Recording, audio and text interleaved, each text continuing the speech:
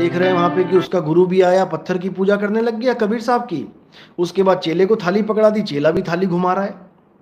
अरे भाई, पाथर पूजे हरि मिले तो मैं पूजू पहाड़, और वास्य ये चाकी भली पीस खाए संसार, ये तुम्हारे दिमाग में दोहा नहीं घुसा? शर्म आती है ऐसे लोगों को कबीर पंथी कहते हुए, जो कबीर साहब ने मना किया कि किसी पत्थर की मूर्ति को नहीं पूजना है, ये उसी कबीर साहब की पत्थर की मूर्ति बना के पूजने लग जाते हैं। धिक्कार धिक्कार धिक्कार है ऐसे लोगों पे, जो गुरु बने बैठे हैं और पत्थर से मोह नहीं छूटा जिनका।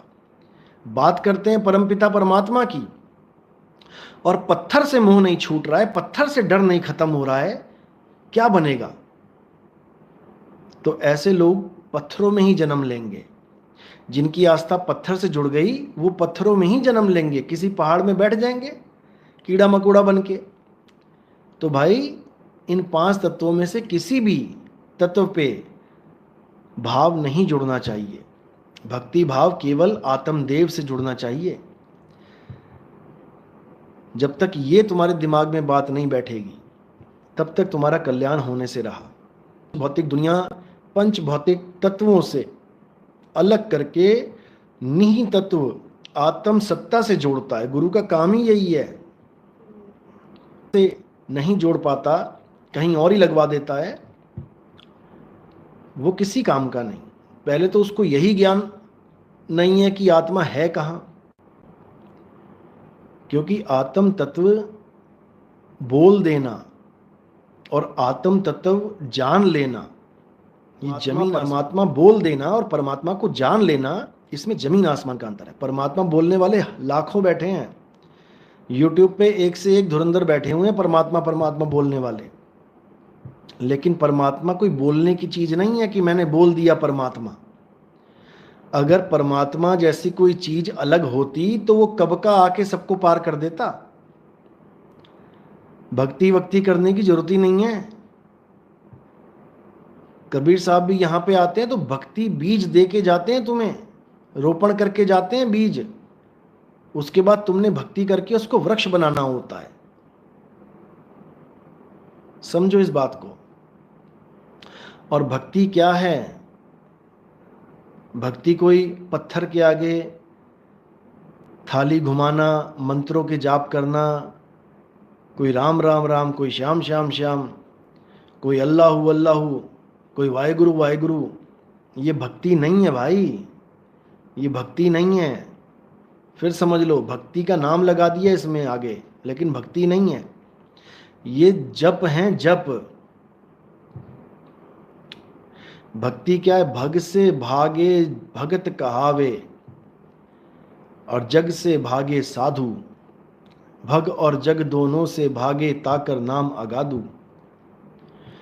भग से भागना भक्ति है। अब भग से कैसे भागते हैं यही नहीं पता है तो क्या भक्ति करेंगे? लेकिन एक से एक धुरंधर बैठे हुए हैं भरमाने के लिए, क्योंकि काम ही यही है। कुछ लोग तो YouTube से पैसा कमाने के लिए बैठे हैं, कुछ लोगों को बेवकूफ़ बनाने के लिए बैठे हैं, और कुछ महान बनने के लिए बैठे हैं। ये 3 कैटेगरी के लोग बैठे हैं यहाँ पे। ये भी नहीं सोचते कि किसी जीव का सत्यानाश हो जाएगा तुम्हारी ये बकवास सुन के, ये भी नहीं सोचते, इसीलिए दोषी बन जाते हैं। उसके बाद जब हिसाब किताब देना पड़ता है तो भागे भागे फिरते हैं। अभी नहीं सोच रहे हैं, लेकिन जब हिसाब देना पड़ेगा तब समझ में आएगा। तो ऐसे लोग आते हैं जीवन में, ठीक है, अच्छी बात है, परखना भी चाहिए कौन क्या बता रहा है, सुनना भी चाहिए, लेकिन अटकना नहीं चाहिए कि किसी ने 4 बातें जोड़ की बता दी और तुम्हें वो सत्य लगने लग गया। ऐसा नहीं होना चाहिए। अपनी विवेक बुद्धि हमेशा जागृत रखो। जैसे ही कोई कह रहा है कि आत्मा खाना खाती है, समझ जाओ कि वो 1 नंबर का निकम्मा है।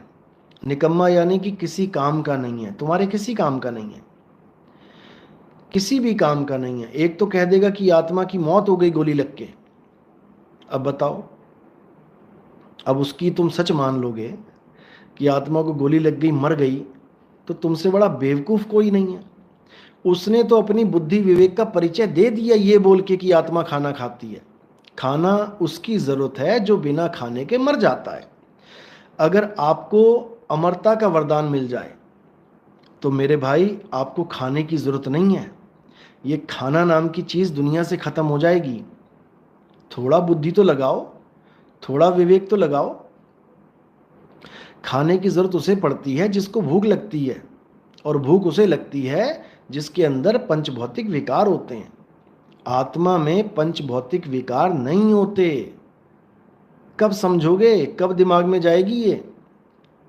बने हुए तुम बड़े बड़े ज्ञानी विवेकी हैं, हद हो जाती है, हद जिसको कहते हैं। एक बाबा ऐसा है जो ये दावा करता है मैंने 1200 दिनों से 1200 दिन मैंने अन्न ग्रहण नहीं किया, उसने खाना नहीं खाया। अब बताओ फिर उसकी आत्मा क्या खाती है?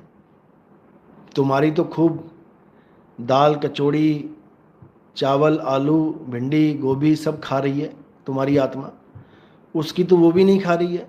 तो तुम्हारी आत्मा और उसकी आत्मा की तो खुराक ही अलग हो गई। तुम क्या खा रहे हो और वो क्या खा रहा है, तुम यही बता दो। मतलब इतना बड़ा बेवकूफ़ मैंने जीवन में कभी नहीं देखा, और वो सोच रहा है कि उसने बहुत बड़ा ज्ञान खोल दिया दुनिया के आगे। हैरानी होती है मुझे, हैरानी।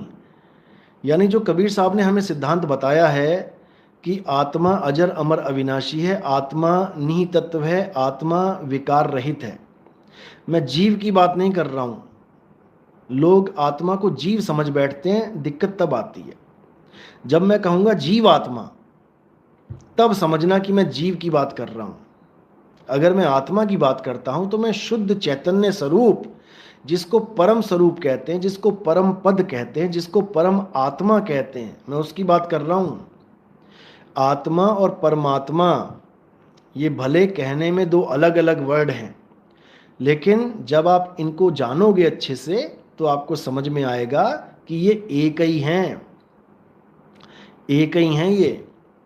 लेकिन जब तुम शुद्ध चैतन्य स्वरूप आत्मा में स्थिर अवस्था में गिर जाते हो तब तुम जीव आत्मा कहलाते हो। आत्मा दोनों के साथ लगा हुआ है, तीनों के साथ। जीव आत्मा, विश्व आत्मा जिसको ब्रह्म कहते हैं, और परम आत्मा। आत्मा तो तीनों के साथ लगा है, केवल तीनों के साथ लगा है। फिर समझ लो एक बार, केवल अवस्था की वजह से जीव, जे परम कोई नाम नहीं है उसका कि आत्मा से अलग एक बहुत बड़ा परम आत्मा है। परम का मतलब है परम पद जाते हैं, वो परम पद को प्राप्त कर जाते हैं।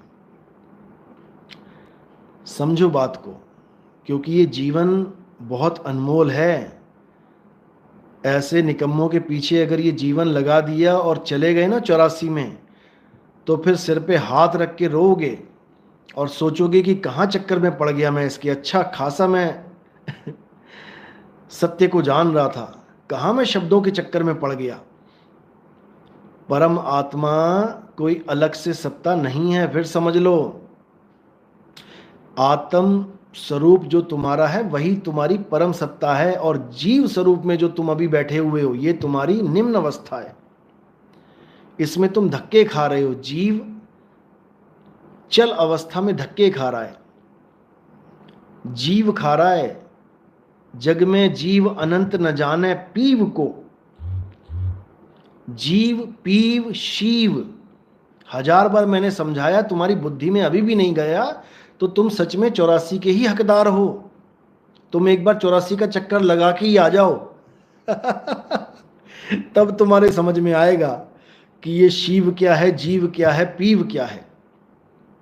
अभी नहीं समझ में आ रहा, क्योंकि सस्ते में ज्ञान मिल गया ना। घर बैठे मोबाइल पे देखते देखते कोई फिल्म, कोई गाना, हमारा सत्संग आ गया, सुन लिया, अच्छा लगा, नाम ले लिया, सस्ते में मिल गया ना, इसलिए समझ में नहीं आई बात। यही तुम्हें 2 4 5 साल धक्के खा के मिलता ना, किसी गुरुओं के पास जाके बर्तन वर्तन धो के 2 4 5 साल वहाँ चौकीदारी करके गोबर वोबर उठा के वहाँ पे कोई गाय वाय पाली होती, उसके बाद ये ज्ञान अगर तुम्हारे जीवन में आता ना, तब तुम्हें इसकी कदर पड़ती। अभी तुम्हें इसकी कदर नहीं है, अभी इसकी कदर नहीं है। क्यों? सस्ते में मिल गया, फ्री में मिल गया। कोई बात नहीं, अभी एक आधा चक्कर और लगा के आओ 84 का, शायद तब तुम्हें अच्छे से समझ में आएगा कि आत्मा भोजन करती है कि नहीं करती है। 84 लाख में जाके एक बार अच्छे से भोजन करके आओ तुम। खाना पीना करके आओ, क्योंकि जब आत्मा भोजन करती है तो फिर परमात्मा भी भोजन करता है। फिर तो दोनों बाप बेटा मिलके अच्छे से भोजन करके आओ तुम 84 में।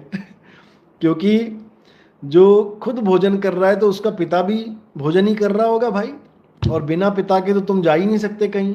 हर जन्म में तुम्हें पिता की जरूरत है, बिना पिता की तो जीवन जिया ही नहीं जा सकता। तो जहाँ 84 में जाओगे वहाँ पिता भी मिल जाएगा, माता पिता मिल जाएंगे, लख 84 माही, जाओ भोजन करो। तो यहाँ वो टिके जिसको भोजन नहीं करना है। जो इन भोजन से, इन विकारों से, इन सब से, शरीर से, देह से परे होना चाहता है, वो यहाँ टिके। बाकी सब 84 में भोजन करके आओ बढ़िया वाला। चलो, तो अच्छे से समझ लो, ये चीज़ें बार बार समझ में नहीं आएंगी।